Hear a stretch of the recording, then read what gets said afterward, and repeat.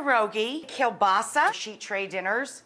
I'm going to take kielbasa, garlic German sausage, and traditional Polish kielbasa, which is a little lighter on the garlic, but we love garlic, so this is the one John's gonna wanna be a part of right here. For my sister, I have turkey kielbasa. I spread it out so I can get even pieces, and I cut on a bias, spread it around the tray. Okay, so this is Maria's, this is people that eat pork. So we have some peppers. Now I'm gonna freak you out. For each tray, by the way, I did 8 baby peppers, or you would do 2 like medium peppers, okay? I'm making 2 trays, so I have 16 baby peppers in here.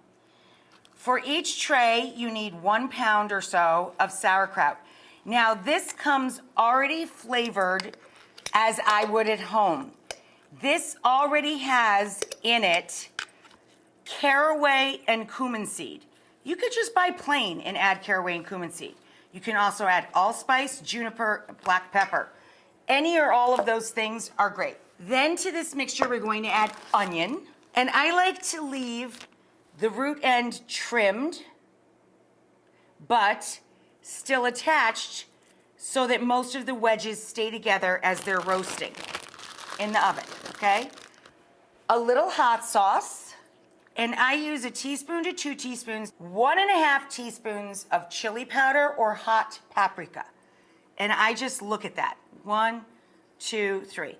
Then we use a little bit less of smoked paprika or sweet paprika, your choice.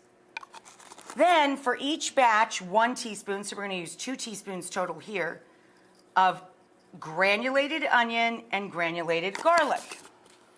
Ooh, I probably will sneeze at some point here because I'm getting a whole lot of nose of spice. Ooh. We have to combine all this beautiful, delicious mess. It's easier to combine the spice first and then douse it with olive oil or vegetable oil, really. Not the super fancy EVOO that you would dip bread in or make a dressing with. Just regular cooking oil, okay? Now, another toss-a-rooney. And now we're gonna make another perimeter around each pan. All the way to the edges and in between the kielbasa, tucking and maneuvering as you go here, and keeping the center as free as possible for our pierogi or our potato dumplings. I kind of build nests underneath the sausage where I think the fat's gonna spill out. Some of the fat will go to the center too for the pierogi, but you also wanna flavor all of this. Then you take your favorite brand, your favorite flavor. I just have straight up potato pierogi, 12 per tray. 12 per tray, and try and get as much of the pierogi onto the parchment or your nonstick foil as possible. And we're gonna flip them midway. So after about 15 minutes, you gotta remember to flip the pierogi so you try and get them puffy and crispy on both sides. We just wanna barely touch them with a little bit of cook spray. I zested a lemon. I'm now gonna squeeze cut side up into the bowl. And this is gonna be the topper for the pierogi, pork or turkey. And we're gonna add 3 good squirts. We're gonna mix together the lemon juice and the Dijon mustard.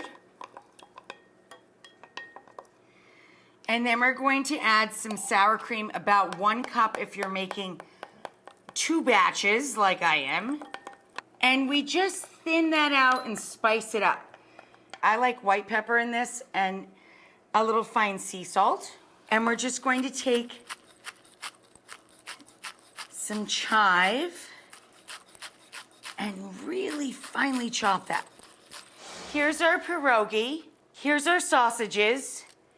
Everything's nice and golden.